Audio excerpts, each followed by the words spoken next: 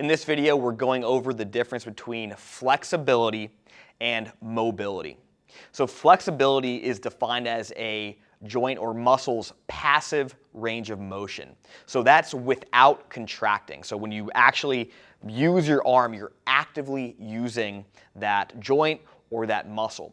But flexibility is actually the passive. So when someone else is moving a body part or when gravity is helping move a body part. So we're going to passively look at the shoulder range of motion, assess his flexibility, and then we're going to compare it to his mobility, which means he's actively using his range of motion.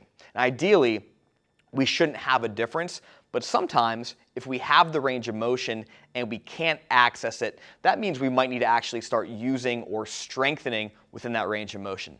So here's an example of a shoulder assessment where we're going to check our shoulder flexion range of motion. And so if I move Corey's arm here without him moving, we can get nearly down to the table. So if we were to measure this in a clinical setting, this would be 90 degrees of shoulder flexion.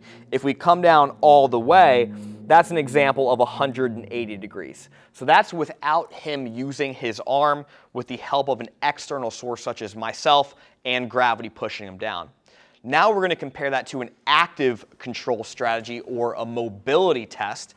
And a simple assessment we're going to use here is back to the wall, and he's going to bring his arms overhead.